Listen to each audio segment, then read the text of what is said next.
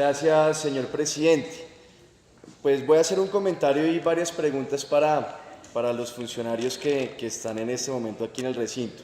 En primer lugar, yo siempre, ustedes me han oído, colegas y señor presidente, que he criticado mucho a esta administración del alcalde Peñalosa porque le encanta utilizar el Estado, el distrito, los recursos públicos para promover los grandes mega negocios con los mega contratistas que le hacen mucho daño a la ciudad. Negocios como las alianzas público-privadas, que son negocios de privatización, las privatizaciones del patrimonio público, las concesiones de Transmilenio, o sea, meganegocios que no desarrollan la ciudad, sino todo lo contrario, que empobrecen más a la gente para enriquecer a unos cuantos monopolios y oligopolios. Y en contraste, como lo planteé en las discusiones del plan de desarrollo, los buenos negocios para la ciudad, los que generan más valor agregado, más empleo, más desarrollo, no solamente económico, sino también del conocimiento y de la ciencia, esos negocios, por el contrario, no solamente no los promueve, sino que va en contra de ese tipo de negocios buenos para Bogotá. Negocios como la industria, la producción agrícola y también el pequeño y mediano comercio. Y esto está reflejado en el presupuesto que se está presentando para el sector de desarrollo económico, que me parece inaudito en términos reales, o sea, teniendo en cuenta la inflación, para todo el sector habría un decrecimiento del presupuesto del 0.74%, disminuiría si se tiene en cuenta la inflación. Yo también pediría que en las presentaciones que se hagan, señor subsecretario de Hacienda, que se nos diga no solamente en términos nominales, sino también en términos reales, cuál es la variación de un año a otro, porque eso nos permite hacer análisis más detallados y más precisos de cómo va evolucionando el presupuesto de la ciudad para cada uno de los sectores. Bueno, y en materia de inversión, pues también cae el presupuesto para inversión de todo el sector de desarrollo económico en cerca de medio punto porcentual. Y esto en medio de una crisis económica que está viviendo el país y que cada día se agudiza más y que también impacta, por supuesto, a la capital de la República, y lo estamos viendo en distintas cifras e índices. Ya aquí el concejal Carrillo mencionó que ha venido aumentando el desempleo en la ciudad y eso pues debe llamar la atención del alcalde Peñalosa, pero bueno, él está dedicado a gerenciar esos grandes negocios y poco le importa este tipo de situaciones. Ya frente a las preguntas concretas, al tema de funcionamiento del sector, una pregunta en los gastos de funcionamiento: ¿qué van a hacer para la formalización de las plantas de personal? Porque en este sector, en las entidades que hacen parte de este sector, hay un grado alarmante de terciarización. En la Secretaría de Desarrollo Económico, por ejemplo, hay 55 funcionarios de planta y 80 contratistas vinculados mediante órdenes de prestación de servicios. La inmensa mayoría de ellos pues realizan funciones misionales y permanentes y deberían estar en la planta permanente. En el Instituto Distrital de Turismo hay 30 trabajadores funcionarios en la planta permanente y hay 125 contratistas. Estas son cifras de agosto, puede que haya variado algo, pero me imagino que no mucho. Pero bueno, ¿qué se va a hacer para formalizar y ampliar esas plantas de personal? Porque también están aumentando, como ya muchos concejales lo han planteado, los gastos de funcionamiento en lo que tiene que ver con gastos de personal. Y en el IPES hay 94 trabajadores de planta y 199 contratistas. Y en el IPES una pregunta puntual, porque es que aumentan los gastos de funcionamiento y uno de los gastos de funcionamiento que aumentan es el de servicios personales indirectos. Un rubro que dice servicios personales indirectos que crece la bobadita del 3.717%. ¿Esos son contratos de prestación de servicios que van a aumentar en esa proporción? Pregunto a los señores y las señoras funcionarias aquí presentes. En lo que tiene que ver con la inversión, ¿cuánta plata se le va a destinar? ¿Cuántos recursos se les van a destinar a los mercados campesinos? Una cifra exacta, porque eso está englobado ahí en otra partida general. ¿Y cuáles van a ser las metas concretas en mercados campesinos? Porque poco a poco los están desmontando. Aquí vino el alcalde Peñalosa a echarse un discurso que quería mucho a los campesinos, que él adoraba a los campesinos, después de que presentó un plan de desarrollo donde derogaba el acuerdo que institucionalizaba los mercados campesinos en Bogotá. Las organizaciones de los mercados campesinos lucharon, protestaron, se eliminó ese artículo que derogaba ese acuerdo, pero bueno, este año la política de mercados campesinos fue un fracaso rotundo. No solamente se violó la fecha en la que se tenía que hacer el mercado campesino en la Plaza de Bolívar, sino que resultó un fiasco comparado con lo que se venía haciendo antes. Antes participaban alrededor de 1000 personas, 1000 campesinos en ese mercado, y este año, de acuerdo con las cifras que tenemos, participaron solamente 250. Entonces, ¿cuánta plata y exactamente qué es lo que va a pasar con ese programa de mercados campesinos? Que de acuerdo con los estudios que se han hecho por organizaciones como Oxfam, han sido fundamentales no solamente para mejorar el ingreso de los campesinos de las regiones, no solo de Bogotá, sino de las regiones aledañas a Bogotá, sino también para que los bogotanos como consumidores accedamos a alimentos de bajos precios y de excelente calidad. Bueno, frente a las plazas de mercado me llama la atención esto. En el IPES hay una partida para un programa que se llama Fortalecimiento del Sistema Distrital de Plazas de Mercado, Administración y Fortalecimiento del Sistema Distrital de Plazas de Mercado. El año pasado tenía un presupuesto de 14.329 millones de pesos y este año bajaría a 12.752, o sea, una disminución en términos reales del 16%.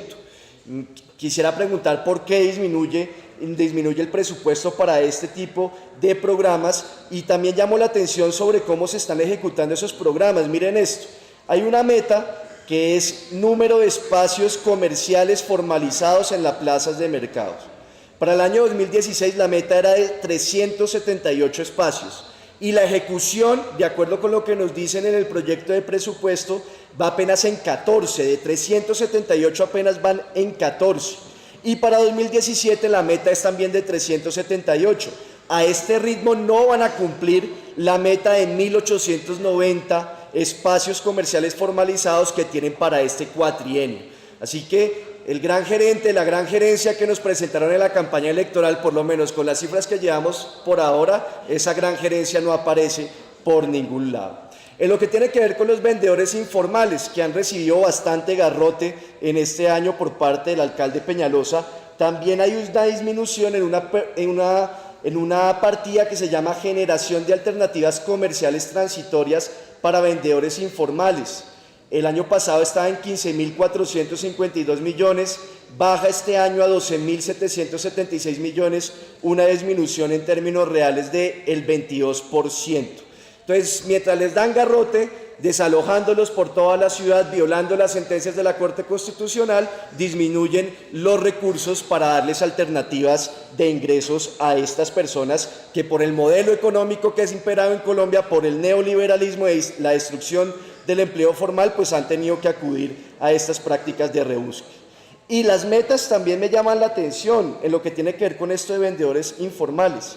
Hay una meta que es número de alternativas comerciales transitorias para vendedores informales, que tiene que ver con esta partida que mencioné ahora que se va a reducir. Para 2016 la meta era 378 alternativas, van ejecutando apenas 123. Y en el 2017, ahí tengo una pregunta, la señora secretaria encargada de la Secretaría de Hacienda dijo que la meta para el 2017 eran 775, pero en el proyecto de presupuesto aparece como meta 378. O sea, hay una diferencia ahí, no sé si se equivocaron fue en la presentación o se equivocaron fue en el escrito, en el documento del proyecto de presupuesto. Bueno, otra pregunta, ¿qué políticas hay para la industria bogotana? O sea, la industria es un sector fundamental, es un sector que genera una gran cantidad de empleos. En la industria bogotana representa el 20% del PIB industrial de todo el país, una quinta parte, o sea, no es nada despreciable. Y la industria bogotana está en una crisis terrible por el modelo económico que viene imperando. En los últimos 4 años ha tenido un decrecimiento en la producción industrial de Bogotá, y este año hay una leve recuperación, pero bastante mediocre, apenas del 1% en el primer semestre de este año, y la producción ni siquiera en este año ni siquiera está en los niveles del año 2006. Yo planteé aquí con la bancada del Polo Democrático Alternativo, planteamos en la discusión del plan de desarrollo que se tomaran desde el gobierno distrital medidas de promoción y protección de la industria bogotana, el calzado, el Restrepo, la industria farmacéutica, la industria de los textiles y de las confecciones. y políticas que hacen en otros países como políticas de compras públicas. De eso pues no quedó nada, y aquí en el presupuesto pues no veo absolutamente nada de esto que lo que tiene que ver con la industria. Ahí hay una meta dizque de capacitación de empresas que exportadoras, y miren la meta, colegas, en el 2016 que 15 empresas llevan cero. 15, yo no sé cuántas unidades productivas que puede haber Bogotá, miles, 15, eso creo que no llega ni al 0.001%. Y para el 2017 la gran meta de capacitación a empresas para exportar es de 20 empresas. No, no pongan eso, eso es una burla. 20 empresas para exportar de la inmensa cantidad de empresas que hay en Bogotá. Y en lo que tiene que ver con el comercio, yo pregunto, ¿qué políticas hay para proteger a los pequeños y medianos comerciantes de la competencia desleal de grandes compañías y transnacionales como D1 o como Justo y Bueno o como los Éxitos Express o todas estas cosas express que están llegando a los barrios de Bogotá con precios bastante bajos porque manejan una economía de escala, a quebrar a los pequeños tenderos, a quebrar a los pequeños comerciantes? Y bueno, frente a esto la administración tiene algo, alguna política, porque aquí en el presupuesto no veo ningún programa dirigido a proteger a estos pequeños comercios que van a salir supremamente golpeados con la reforma tributaria del presidente Santos y de la ministra Clara López Obregón, que está promoviendo un nuevo impuesto para los pequeños comerciantes como lo es el monotributo, que eso es una monstruosidad, va a ser peor que el ICA en esas condiciones. Y bueno, ¿qué hay en esto? Bueno, y las metas también me llaman la atención. Hay un programa, lo mencionó el concejal Forero, que es la de tenderos y comerciantes capacitados, que es capacitarlos, no sé, en contabilidad o no sé en qué, pero bueno, es capacitarlos. Y la meta para este año era de 180 tenderos y pequeños comerciantes capacitados, van en cero. La gran gerencia otra vez, ¿dónde está? Me pregunto yo, de 180, cero, nada de cero. Y el próximo año la meta es de 2.000, bueno, eso no es nada, también eso es como una gota en medio de un mar frente a la inmensa cantidad de comerciantes y pequeños comercios que hay en Bogotá. Y para la directora del Instituto Distrital de Turismo, dos preguntas sencillas. Primero, ¿qué va a pasar con los comerciantes de Monserrate?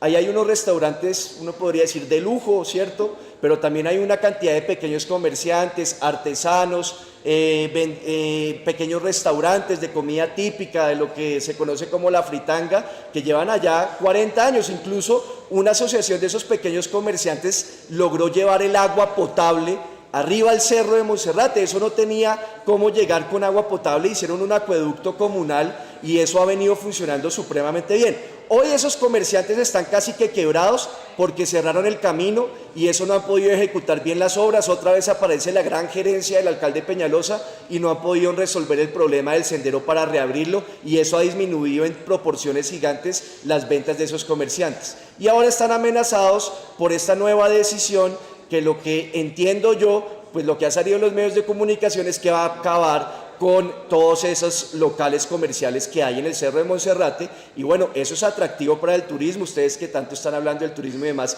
O sea, mi pregunta precisa es ¿qué va a pasar? ¿Y qué va a pasar con el sendero? Así como el concejal Nelson Castro dijo que hay rumores sobre la posible privatización del sendero de los cerros, también he oído algunas personas hablando de una posible alianza público-privada para que un privado maneje el sendero de Monserrate. Quisiera una respuesta muy precisa sobre esto, si el sendero se lo van a entregar a un privado para que sea administrado por alguna de estas negociantes de las privatizaciones. Y frente también al Instituto Distrital de Turismo, aquí en el proyecto que nos presentaron dice que los recursos para sueldos de personal van a disminuir en un 15%. O sea, eso serían para los trabajadores de planta, porque los otros son honorarios, son distintos. Me gustaría saber por qué va a venir un despido, una reestructuración de la planta de personal del Instituto Distrital de Turismo, porque me aparece eso en el presupuesto, una disminución del 15% en ese rubro, y sí quisiéramos saber si ya hay que ir preparando las luchas para evitar esa reestructuración y un nuevo despido masivo en una entidad como estas. Eso sería todo, señor presidente. Les agradezco su atención y las respuestas a estas preguntas. Mil gracias, señor presidente.